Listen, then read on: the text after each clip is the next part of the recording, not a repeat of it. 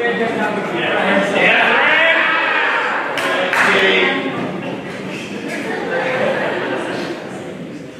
don't think I drank enough to prepare myself for this. Good evening, everyone. Allow me to introduce myself. My name is Frank Belitsky, and I have the honor of being Chuck's best man.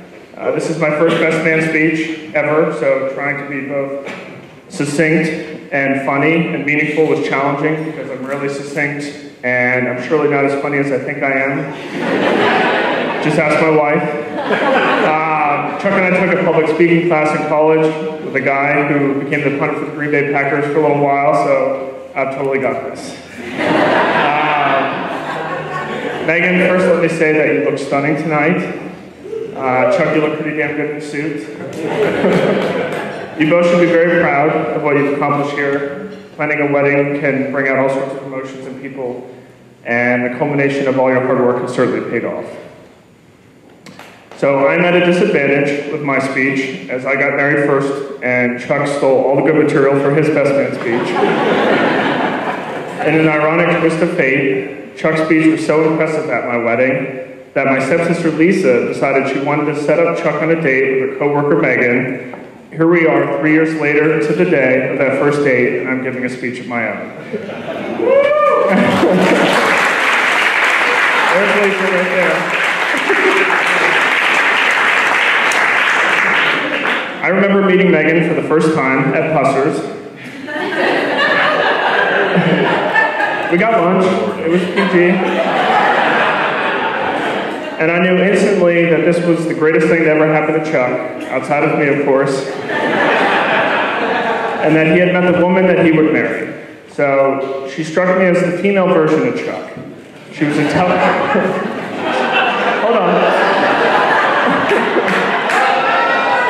In a good way. She was intelligent, she was laid back, she went with the flow, she was worldly, and she valued traveling, and to boot, they were the same height, so they would always see eye to eye.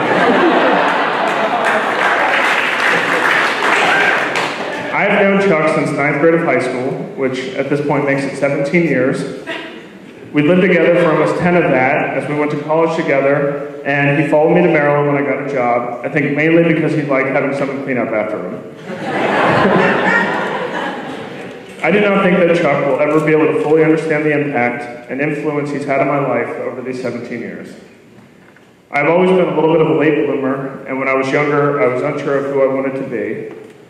The beauty of Chuck is that he's always known who he is, and he's always been true to himself. This made for an ideal pairing, and I molded many of my views on life of wanting to be like cool, calm, and collected Chuck. Chuck liked to ruin his weekends by watching Philadelphia and Penn State sports. So naturally, I followed suit and improved upon it by adding a little bit more yelling at the TV. Chuck held certain political views and liked certain brands and ate certain types of foods, and naturally I did too. Chuck got shorts without cargo pockets. I got shorts without cargo pockets. Chuck liked cats and wanted to adopt a cat, so of course I did as well, and we became cat owners together. If you look back at the thread of events that have brought us to this moment, Chuck and I adopted cats together. My now wife was intrigued by me because I was a cat person. I got married, Chuck gave a speech at our wedding, which led him to meeting Megan, and here we stand, all because of a cat named Tubby.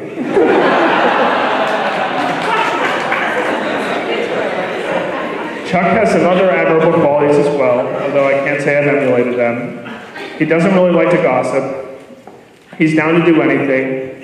He likes to dance with everyone watching. And every year, his jeans get skinnier.